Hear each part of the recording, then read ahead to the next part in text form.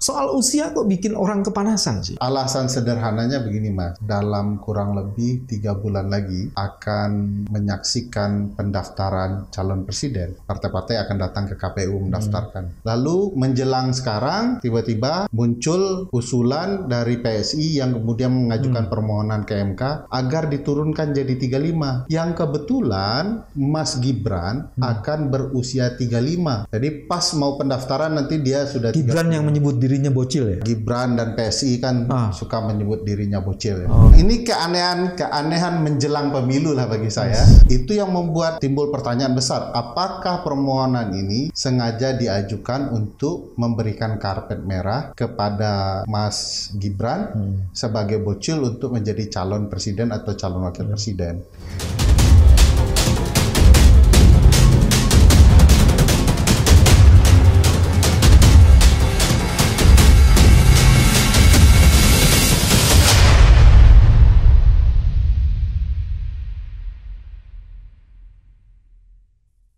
Bismillahirrahmanirrahim. Assalamualaikum warahmatullahi wabarakatuh. Waalaikumsalam. Kembali lagi di channel ini, channel yang ingin terus-menerus menjaga kewarasan. Orang yang diundang pada hari ini untuk menjaga kewarasan sedang kepanasan. Kelihatan dari bajunya yang Dari Padang basah. lagi basah ini, lari-lari datang ke studio ini karena memang juga ada isu yang lagi panas. Panas. Ferry Amsari, apa kabar sobat? Alhamdulillah sehat Mas. Sehat, waras. Saya kalau ngelihat Ferry Sehat ya. mendadak sehat terus. Mendadak sehat. Karena kayaknya nggak ada kesulitan yang perlu ditakuti. Ada kesulitan tapi nggak ada kesulitan yang perlu ditakuti. Ini soal usia kok bikin orang kepanasan sih ya? Ya alasan sederhananya begini Mas. Kita akan dalam kurang lebih 3 bulan lagi akan menyaksikan pendaftaran calon presiden. Iya. Sekarang udah sekarang udah Agustus ya, 3 bulan Agustus, kurang ya. Oktober pertengahan sudah. Oke. Partai-partai akan datang ke KPU mendaftarkan. Lalu tiba-tiba ada metode yang diubah. Secara konstitusional batas usia itu tidak ada yang clear. Ini open legal policy. Ya. Di dalam ketentuan pasal 6A Undang-Undang Dasar 1945 disebutkan tata cara untuk menjadi presiden diatur lebih lanjut dalam undang-undang. Artinya open legal policy, terserah dari DPR dan pemerintah untuk mengaturnya. Sudah disepakati oleh DPR dan pemerintah, angkanya 40. Tidak diributkan di pemilu sebelumnya. Lalu menjelang sekarang tiba-tiba muncul usulan dari PSI yang kemudian mengajukan permohonan ke MK agar diturunkan jadi 35. Yang kebetulan Mas Gibran akan berusia 35 beberapa bulan lagi kurang begitu. Gitu. Jadi pas mau pendaftaran nanti dia sudah Gibran yang menyebut dirinya bocil ya? Gibran dan PSI kan suka menyebut dirinya bocil ya. Nah, itu yang membuat timbul pertanyaan besar. Apakah permohonan ini sengaja diajukan untuk memberikan karpet merah kepada Mas Gibran sebagai bocil untuk menjadi calon presiden atau calon wakil presiden. Sementara diketahui pamannya Mas Gibran adalah ketua Mahkamah Konstitusi. Nah, orang jadi aneh, kenapa tidak melalui proses yang layak saja kalau menginginkan calon di usia 35, misalnya melalui perubahan undang-undang. Nah, ini tidak terjadi. Nah, publik tentu berhak punya tanda tanya besar ya dengan berbagai peristiwa politik. Apakah dinasti Jokowi akan dilanjutkan oleh Mas Gibran dalam bentuk pencalonan di 2024. Ini sekali lagi ini konstelasi politik baru jika kemudian terjadi hal yang berbeda di Mahkamah Konstitusi. Di situ kan ada beberapa hal yang menarik ya. Kalau lihat jawab jinawab dalam proses persidangan. Ada pertanyaan dari salah satu hakim. Kenapa 35? Kenapa? Ya kan? Ya, satu itu pertanyaan. Terus kedua ada pertanyaan lanjutan kan? Kalau memang ingin diubah, kenapa nggak diubah di dalam DPR. proses di DPR saja? Iya, dua pertanyaan itu menarik karena hendak meminta penjelasan. Kenapa Anda hanya mengajukan 35 kalau bicara anak muda? Ya. Toh usia anak muda itu kan ada alat ukurnya kan? Dan itu kan jadi diskriminatif ya terhadap anak muda yang bukan 35 tahun ya. Iya. Padahal bisa saja yang 25 tahun lebih jenius daripada yang akan 35 kan? Nah, ini perlu dijelaskan oleh PSI juga kalau bicara usia 35 dan keinginan mereka untuk memanfaatkan anak-anak muda pintar menjadi pemimpin nasional. Betul. Dan itu tidak terjelaskan sampai sekarang kecuali soal bahwa angka 35 itu pernah diterapkan dalam pemilu sebelumnya. Oke. Nah, jadi 35 berganti 40. Itu tidak nampak ya penjelasan bahwa ada pendapat dari pembentuk undang-undang bahwa usia 40 itu bicara soal kematangan politik. Karena penjelasan dari teman-teman DPR, angka 40 itu tidak terlalu urgen diperdebatkan waktu pembuatan Undang-Undang 7 2017. Sehingga lancar saja. Nah, ini kan artinya mereka sudah sepakat pilihan politiknya. Harapannya anak-anak muda itu melalui fase politik dulu, menjadi kepala daerah dulu kah, menjadi ketua DPR dulu kah, baru kemudian menjadi pemimpin nasional gitu ya. Nah, fase ini yang harus dipahami tanpa ada keinginan menutup anak muda punya kesempatan jadi pimpinan, karena usia 40 dalam ruang politik masih muda dan di usia standar internasional 40 masih ukuran muda. Nah, pertanyaan kedua soal kenapa tidak dilakukan perubahan di DPR itu lebih menarik lagi. Oke. Sebab kalau dalam situasi lumrah, DPR dan pemerintah selalu mempertahankan undang-undang yang mereka buat di sini Mahkamah Konstitusi. Betul. Tidak pernah terjadi perbedaan. Ya. Kalaupun ada keinginan pemerintah dan DPR untuk mengubah, mungkin karena pasal-pasal itu sudah punya masalah di lapangan. Sehingga ada yang menguji, lalu mereka berserah ke MK. Nah, ini tidak ada masalah di lapangan. Ada masalah. Karena anak istana. Karena calon yang mau diusung usianya belum 40 tahun. Ya, masalah di seseorang. Ya, masalah seseorang. Nah, kita tidak mungkin mengubah undang-undang karena seseorang bermasalah kan. Nah, itu tambah aneh lagi, Mas. Kalau kemudian DPR, partai di parlemen, dan kemudian pemerintah itu seolah-olah kemudian setuju dengan partai non-parlemen yang mengajukan permohonan. Kayak ngasih jalan untuk nama baru. Siapa tahu akan dapat keuntungan bagi PSI kalau menang, karena ada kotel efek, karena calonnya ada begitu ya. Dampaknya adalah efek ekor jas, suara partai PSI melonjak karena ada calon presiden atau calon wakil presiden. Yang mewakili DPR siapa itu ya pada saat persidangan itu ya? Kau bilang kan karpet merah. Padahal ini kan belum tentu loh. Partai merah itu setuju dengan karpetnya di bawah-bawah, itu kan belum tentu tuh. Partai koalisi kecuali PDIP. Yang kurang lebih kemudian tidak mempermasalahkan itu. Juga janggalnya begini, pernyataan penolakan PDIP itu tidak dilakukan dalam bentuk lebih formal. Contoh, dalam kasus sistem pemilu terbuka tertutup di Mahkamah Konstitusi, PDIP garang sekali ingin dan dia mau mengirim wakilnya sebagai representasi dari sementara mayoritas partai, 8 partai menyatakan tetap terbuka. Akhirnya konsekuensi karena mereka ngotot, kedua-dua keterangan disampaikan di Mahkamah Konstitusi. Bukti bahwa mereka betul-betul menolak konsep itu. Konsep terbuka. Jadi tetap ada. Nah, pertanyaannya, kenapa di soal ini, kalau betul-betul menolak, tidak dua pula keterangannya. Satu menyerahkan ke mahkamah, satu mempertahankan apa isi undang-undang. Kan begitu? Nah, ini keanehan menjelang pemilu lah bagi saya. Sekali lagi ini bagian untuk membuka ruang kepada orang-orang tertentu dalam konteks dan kaitannya dengan PSI adalah Gibran. Di sini kalau gitu kelihatan beberapa hal nih, Fer. Satu, ini kesan yang bisa ditangkap cawe-cawe sedang bekerja. Wah, cawe-cawe ini pernyataan menarik ya. Cawe-cawe sedang bekerja dan itu sekarang ini faktual dalam proses ini. Itu bagian yang pertama. Bagian yang kedua yang juga menarik adalah bahwa hari ini MK sedang menguji open legal policy.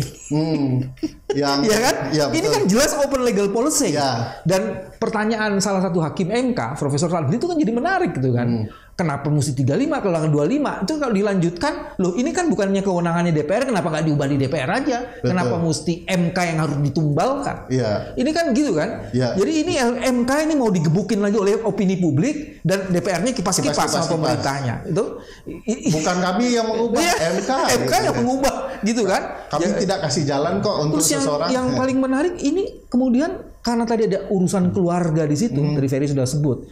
Ini kan menjadi pengingat kita, negara kita ini akhirnya nepotismenya kuat banget loh. Ya. Jadi dinasti bekerja tak akan mungkin kalau tak bersanding dengan nepotisme. Ya. Dan itu korup. Ya, itu penyimpangan yang dibenci di Reformasi 98. Betul. Kian kemari semakin menunjukkan eksistensinya dan semakin besar. Betul. Apalagi diikuti oleh keluarga istana kan. Ya. Presiden dulu waktu sedang dipuja-puji publik ya, kan dengan bangga dia mengatakan keluarga saya tidak akan saya libatkan dalam politik dan mereka tidak akan terlibat dalam politik. Faktanya kan dibohongi publik. Tapi betul Fer, dia tidak melibatkan orang lain yang melibatkan dia. Ya. Jadi betul. Tapi dia jadi tapi kan kurang lebih waktu itu Mas Gibran bilang tidak tertarik kan dengan politik, tapi malah kemudian jadi wali kota. Masuk ke PDIP, tiba-tiba langsung jadi calon, tiba-tiba jadi wali kota. Padahal sudah ada tuh kader PDIP yang sudah berdarah-darah puluhan tahun di PDIP, kiranya tidak jadi calon wali kota, langsung anak presiden. Nah, bukan tidak mungkin konsep langsung ini juga akan terjadi di dalam proses pencalonan presiden dan calon wakil presiden. Tiba-tiba langsung menjadi orang nomor 2 atau orang nomor 1. Dalam proses yang seperti itu kita sedang dipertunjukkan sikap dan perilaku yang sama sekali tidak demokratis. Ya kan? Akhirnya kan memberikan keistimewaan pada orang-orang yang sebenarnya belum begitu cukup pantas ya untuk menjadi kepala daerah. Ada satu lagi yang menarik. Bagaimana membaca PSI pergi ketemu Gerindra? Nah, kalau mau dikait-kaitkan, dan memang potensi politik kan selalu muncul dengan langkah-langkah itu, dan tidak ada yang bebas nilai, selalu ada kemungkinan. Kalau saya melihat PSI butuh batu loncatan untuk satu lagi membangun partai mereka menuju yang dijadiin batu. Siapa yang mau loncat siapa? PSI mau meloncat, bukan Gibran yang menjadi batu dan untuk diloncatkan lebih tinggi oleh PSI. Gitu. Jadi sama-sama untung nih. Gibran bisa jadi wakil presiden atau presiden, PSI kemudian meroket di parlemen. Tapi saya nggak ikhlas tuh kalau Gerindra dijadiin batu. Ya, nah batu selanjutnya kan meloncat itu harus ada stepping stone itu kan harus nggak bisa satu Mas. Oke, mesti 2-3 ini ya. 2-3 ya. Okay. Nah yang berikutnya ya tentu menggandengkan Gibran dengan Prabowo karena ini penting juga bagi keberlanjutan dinasti politik Pak Presiden. Okay. Dan PSI melihat celah ini mau tidak mau kalau Presiden tidak bisa mengelola PDIP, Presiden harus cari adiknya PDIP yaitu PSI kan. Jadi tadi sudah terbukti dalam tanda petik PSI bersifat diskriminatif karena anak mudanya yang diusulkan hanya 35 tahun bukan hanya 25 tahun dengan usia Gibran ya. Sehingga kemudian dia mendiskriminasi anak muda yang lainnya. Kira-kira kayak gitu. Nah, ada yang juga menarik di situ ya. Karena PSI itu katanya tegak lurus pada Pak Jokowi, itu jelas di situ ketika teman-teman PSI itu pergi ke Gerindra, ya artinya dia membaca bahwa memang afiliasi kecenderungan Pak Jokowi itu tidak lagi pada PDIP tapi kepada Gerindra, sehingga kemudian itu dibuktikan dengan PSI. Jadi PSI membacanya mungkin seperti itu ya. Kalau saya melihat ada dua ruang PSI yang tadi, sementara Pak Jokowi sebagaimana kita pahami politik Pak Jokowi itu kan zigzag. dia pasti pasang di banyak tempat gitu ya. Di PSI ya, di PDIP ya, Ganjar juga diupayakan dirangkul walaupun relasinya tidak senyaman dulu, tapi selalu punya cadangan-cadangan baru untuk kemudian ya selalu ada potensi yang bisa berubah di suatu saat, dan Pak Jokowi pasang senjata yang banyak. Dan tentu saja kalau jalan untuk Gibran mulus, potensi Gibran dan Pak Prabowo bisa melaju lebih baik, itu akan jadi pilihan yang menarik bagi Pak Presiden. Oke. Tapi kalau dilihat dari perspektif yang lain, dengan usia 35 diajukan oleh PSI ke Mahkamah Konstitusi, ini kan ada kaitannya dengan PDIP kan? Gimana melihat itu ya? Artinya apakah memang kemudian sudah renggang banget ini? Ya, secara konsep konstitusional sekali lagi kan tidak soal umur berapa ya. Tapi syarat-syarat itu dipertimbangkan dengan kajian yang baik. Dalam membuat undang-undang dulu 7/2017 sudah ada naskah akademiknya itu, Mas. Ada kajian ilmiahnya kenapa dipilih 40 gitu ya. Lalu kemudian kalau dikaitkan kajian ilmiah yang terang dengan keputusan dari pembuat undang-undang itu yang disetujui pemerintah juga. Pemerintahan Jokowi waktu itu yang setuju. Tiba-tiba ini dipangkas gitu ya. Diubah kembali kepada model yang lama. Itu di permohonan ada nggak seperti yang disebutkan dalam draft akademik itu? Alasan kenapa 35? Kalau 40 kan ada kan di draft akademik itu. Alasan teman-teman PSI kan dulu pernah dipraktekkan 35. Nah, dulu pernah dipraktekkan 35 itu menjadi alasan. Tetapi sekali lagi kalau mau bicara ini di-cut menjadi 35 sehingga menciptakan relasi baru, saya yakin iya. Tidak mungkin ada pergerakan dalam ruang politik yang bebas nilai demi kepentingan yang ideal semata. Pasti ada kepentingan selain kepentingan ideal itu. Ada kepentingan politik di dalamnya, ada kesempatan untuk memenangkan pertarungan, ini mencuri star dan segala macamnya. Dan kalau dilihat relasi yang dibangun oleh Gerindra dan keluarga istana, kan tidak waktu ini saja, Mas. Sudah ada beberapa kali pertemuan tidak hanya di Jakarta, di Solo. Relasi yang terlihat romantis antara Mas Gibran dan Pak Prabowo. Kalau kita ketahui Mas Gibran itu kan di mata publik orangnya agak nyebelin ya. Tetapi mungkin di penduduk Solo disenangi pola orang ngomong begitu ya. Lalu ini kemudian dikapitalisasi menjadi figur yang menarik, figur anak muda yang santai, yang apa adanya, ceplas-ceplos, walaupun mungkin bekerja belum tentu. Ini faktor yang berbeda, nilainya berbeda. Lalu dikaitkan dengan Pak Prabowo yang dulu adalah figur yang dianggap kanan begitu ya, dekat dengan buruh, punya masa tertentu, mau dikawinkan sebagai kekuatan baru. Tentu ini akan mencemaskan PDIP. Kalau PDIP sudah tidak nyaman dengan kondisi ini, sudah pasti relasi tidak baik lagi gitu. Ada kemungkinan friksi dan faksi semakin menguat. Tapi ada juga yang menarik ke segini. Ini ketika putusan ini atau permohonan ini didiskusikan, itu kan sebenarnya keuntungan yang mau diambil bonus demografi, anak muda itu seolah-olah ingin dimuliakan dan diagungkan. Tapi tadi kan kita sudah sepakat mengatakan ini adalah satu sikap diskriminatif karena seolah-olah kalau anak muda itu usianya cuma 35 tahun aja yang diinikan. Dan lagi-lagi ini menunjukkan sikap sebenarnya ingin mencari-cari keuntungan di tengah bonus demografi itu. Kalau Ferry mewakili kepentingan anak muda dalam melihat seperti ini, apa pesan yang ingin disampaikan?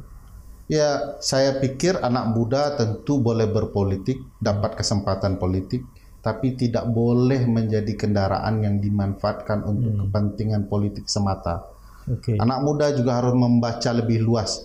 Tidak boleh bicara soal kesempatan saya saja, tapi mari menjadi kesempatan untuk seluruh anak bangsa. Nah, aneh kalau kemudian di sisi anak muda dibuka begitu kesempatannya, apalagi keluarga istana tetapi di ambang batas pencalonan tidak dibuka. Yes. Ini kan agak kontradiktif. Kontradiktif. Ada bicara soal hak, dibuka hak pencalonan, kesempatan anak muda. Soal hak lain di ambang batas kenapa tidak buka? Iya. Padahal semakin dibuka kesempatan itu juga semakin akan terbuka anak muda potensi anak muda untuk maju juga akan jadi muncul calon-calon alternatif. Walaupun kita tahu jawabannya ya, ketika itu dibuka sebenarnya tidak ada kepentingan. Akan dimanfaatkan. Karena kalau ambang batas dibuka, tentu saja yang dirugikan banyak. Sementara yang dirugikan masih berkuasa, kalau bisa ya tetap berkuasa. Sedangkan untuk batas usia, ya ini kepentingan yang berkuasa juga. Jadi urusan permohonan 35 ini ada isu diskriminatif ditambah satu lagi ya. Ada isu manipulatif juga ya. Ya, yang menarik adalah soal tidak hanya soal usia 35, juga kesempatan bagi anak muda yang pernah berpengalaman menjadi kepala daerah. Nah, ini kan semakin terlihat korelasinya ya. Banyak juga kan anak muda yang udah berpengalaman dan sekarang usianya juga di atas 40 kan. Iya. Oke. Oke. Inilah bagian penting untuk membangun kewarasan. Jadi jangan buru-buru terpesona karena ada jebakan yang sifatnya manipulatif dan itu juga bagian dari sikap-sikap korup sebenarnya. Iya. Terima kasih sahabat Ferry. Sampai ketemu lagi di channel ini. Mudah-mudahan kita bisa menjaga kewarasan. Terima kasih. Assalamualaikum warahmatullahi wabarakatuh. Waalaikumsalam.